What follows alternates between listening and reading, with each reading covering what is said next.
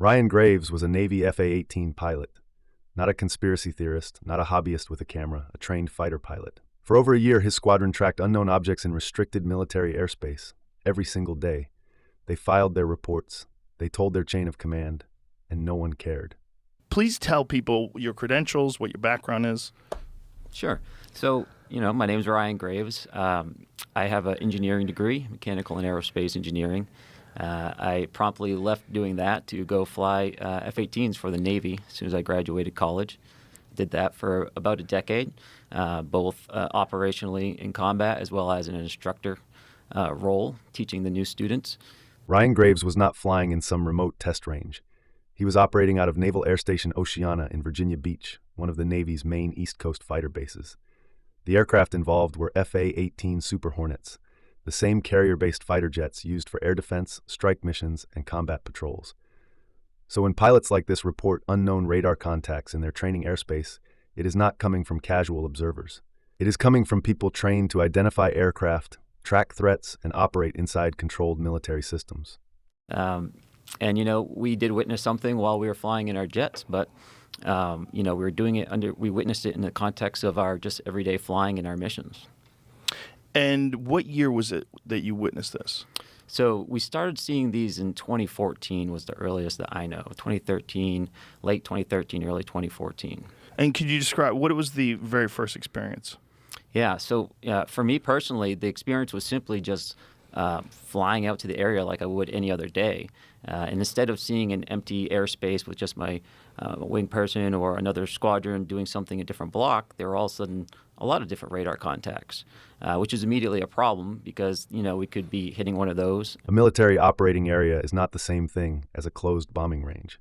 Civilian planes can sometimes enter, but military aircraft are actively training there at high speed. That creates a serious safety issue. A small object that would be harmless at ground level can become catastrophic if it crosses the flight path of a jet moving hundreds of miles per hour. Or someone working in our area. And this was happening because we upgraded our radar the best we could tell. We were in a earlier radar called the APG-73, and we had come back from deployment. We entered a maintenance phase, it's called. We kind of do a little bit less flying, upgrade the jets if we need to, do any long-lasting maintenance, and we upgraded to the APG-79, which was a much better radar. The APG-79 radar was a major upgrade because it is an AESA radar, which stands for Active Electronically Scanned Array. Older radars mechanically scanned by moving the antenna.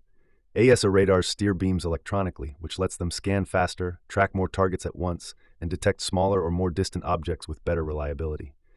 That is why this detail matters. The pilots did not suddenly become more interested in UFOs. Their sensor system became much harder to dismiss. And what is the difference in the capabilities of the upgraded radar system versus the original system? Mm-hmm. So, kind of practically speaking, it's like going from an analog TV essentially to like an OLED. It's, a digital modern tool compared to more of like an analog classical radar that has more limited range and has less ability to track multiple targets and things of that nature. So just generally speaking, we would expect to see, more objects if there were any out there or smaller objects, but there shouldn't have been any objects out there. That is the key distinction. The new radar may explain why they started seeing the objects, but it does not explain why the objects were there. Better sensors can reveal things that were missed before, but they do not create real traffic in military training airspace. And so how far offshore are you when this is all going down? Our working areas start about 10 miles off the coast, and then it goes out 100 or 250 miles or so, though we don't usually use those far eastern areas. But we would only see them over the water. So they would really only be in our working areas, maybe slightly, in between the working area and land, but never over the land. Sometimes over the bays that are in the area that are quite large, but never just kind of zooming west over land or anything like that. And is this restricted airspace? It's not. So that's a tricky question. For us operating in a military operating area, it is not restricted in the sense that you have to be there's only one person allowed in there. You could have these little Cessnas kind of bumbling in there, but they would get called out pretty quick, both from the kind of air traffic control agency that's working out there, as well as the F-18s and the other aircraft that may be working out there.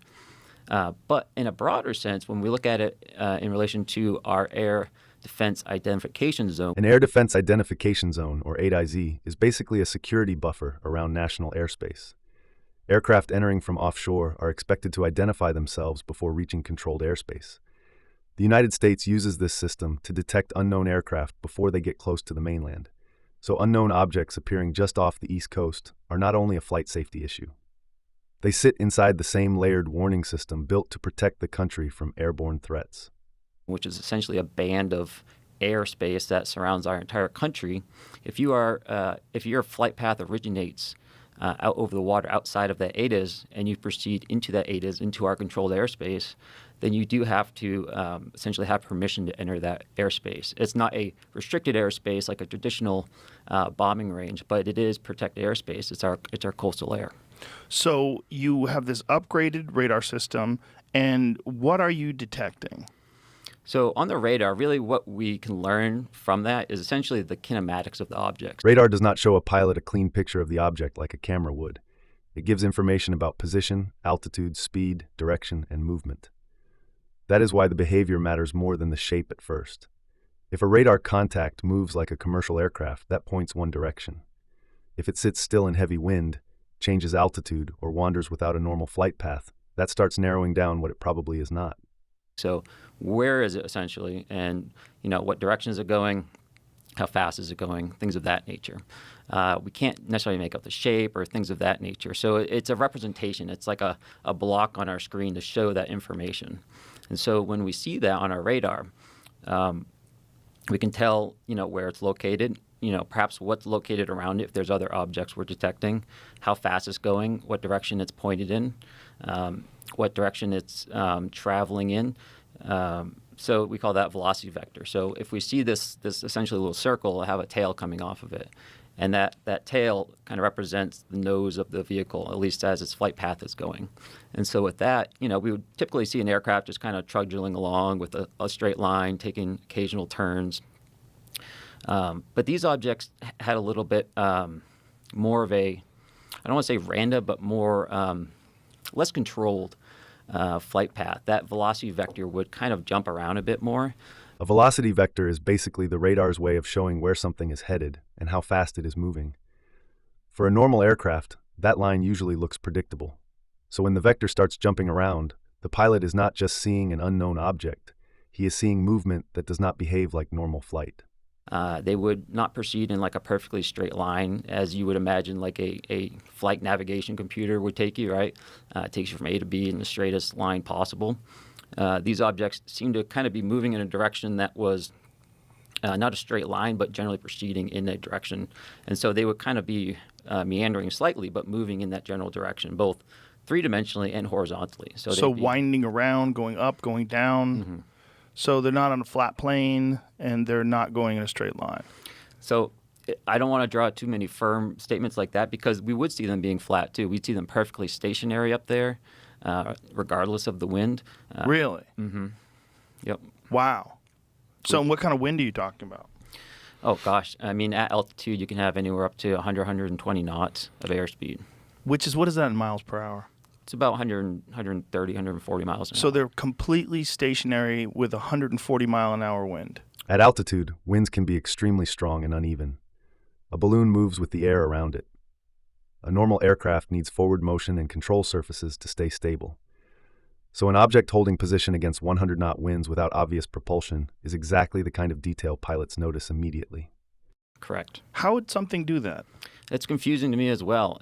Even if we had something that could just burn that much energy, right? Like if you had a sphere surrounded by little rockets, right? Just imagining something right now. Okay. And if you wanted to keep that perfectly stationary, right, against gravity, you could just fire all the rockets at the bottom really fast and hopefully keep it flat, right? Right. It's going to have tiny little variations. And then if you have wind hitting it and all this, you could potentially have those rockets try to counter it, but it would never be perfectly still in winds like that. Because the wind's not perfectly still either, right? Exactly. It changes and varies. It does. So it's almost like it's the wind. It's not even really fighting the wind, it seems. It just seems like it's just there in a way. Wow. So the first time you see these things, what are your thoughts? Yeah, the first time really was, well, what is this, right? It's not a UFO or something mysterious at this point. It's at what we're thinking at this point we see on the radar is just, well, our radar is broken, right? At this stage, the important detail is that they did not jump straight to aliens. The first assumption was equipment failure. In military aviation, that is the normal response. You check the system first, then look for confirmation from another sensor. That's why the FLIR matters. It was a second system pointing at the same location. These perhaps don't represent physical objects yet because we hadn't, visually seen these or seen them on our camera yet. And so, we kind of like, hey, what's going on here? Is anyone else seeing this kind of thing? But not really like investigating it, right? It's just kind of like, all right, there was stuff out there, but maybe next time we'll take a look. But the way our systems work, when we have all these contacts on our radar, and if we kind of just select one out with our little cursor there, all our sensors go to it. Our FLIR goes to it, which is our camera system. All our weapons, they have like their own little eyes in some sense, and they all look in that direction.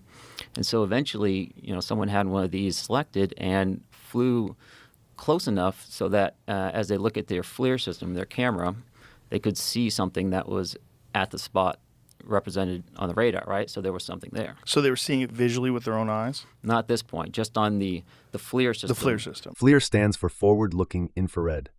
It is not just a night vision camera. It detects heat signatures and infrared energy, which can reveal objects that are hard to see with the naked eye.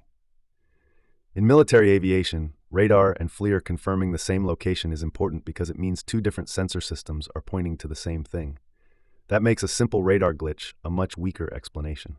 And so it's a regular camera and also an infrared camera. And so typically we'll roll around in infrared just because it returns a better image, typically. So yeah, it didn't look like an object they were seeing on the FLIR. It just looked like a source of IR energy in a sense, almost as if someone was shining a flashlight.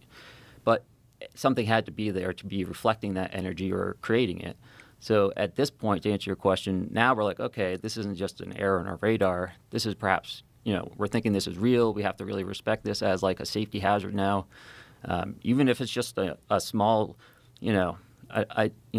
however small ribbon of tinfoil, right? Like that suck down the engine can still take out an aircraft, right? Foreign object damage is one of the basic nightmares of jet aviation. A bird, a piece of debris, or even a small object can be sucked into an engine and destroy it. Fighter jets are powerful, but they are not immune to small physical hazards. That is why the Navy could not just ignore these contacts, even before anyone knew what they were. So we have to be very respectful of that. Like a Mylar balloon type thing? Potentially, right? Yeah. But how fast are these things going? So sometimes stationary, right? Sometimes they would be going around 0.6 to 0.8 Mach, which is at altitude about, 240 to maybe 330 knots, around there. So somewhere in the range of an airplane. Yeah, a fighter aircraft would be kind of flying around at those airspeeds, except sometimes they would be perfectly stationary as well. Right. So it's not exhibiting any sort of patterns that you've recognized in the past? No, they have actually. So although But with the stationary, no, right? Correct. With the stationary, no. With the meandering kind of flight path, no. But I would also see them essentially fly what we call a racetrack pattern. A racetrack pattern is a normal aviation holding pattern. Aircraft use it when they need to stay in one area efficiently without circling constantly. But that also makes the report strange. The pattern itself is not exotic. The question is, what kind of object could hold that pattern for hours, remain in the same training areas repeatedly, and still not match the normal behavior of known aircraft, balloons, or drones? And essentially what that means is they fly in a straight path, and then they do like a 180-degree turn in a certain direction. Then they fly a straight path, then turn again. So that's what we call a racetrack pattern as opposed to a circular holding pattern. We did witness racetrack patterns. In fact, I think there's been some cases off the West Coast just the past couple of weeks where people have also been observing objects flying in racetrack patterns high at altitude with lights. So I do recognize that behavior, but I don't necessarily think that means we have to attribute it to normal behavior necessarily. That type of flight path is important because it's a very efficient way to fly, right? If you have to maintain the position in a certain area, you want to minimize how much you're turning. Because anytime you're turning in an aircraft, you're using more energy than if you were just flying straight and level. And so by having a racetrack pattern, it's an efficient way of holding in a position by maximizing straight and level time and minimizing your turn time. Did you know you can go undercover when on the internet? Proton VPN is a simple way to take back more control of your digital life. It helps keep your browsing more private, gives you access to geo-blocked content while traveling, supports gaming and secure sharing, and adds protection when you're connected to public Wi-Fi. Right now, you can get 70% off with a 30-day money-back guarantee. Click the link in the description or go to protonvpn.com/classified context to claim this offer. And how long would these things stay up there for?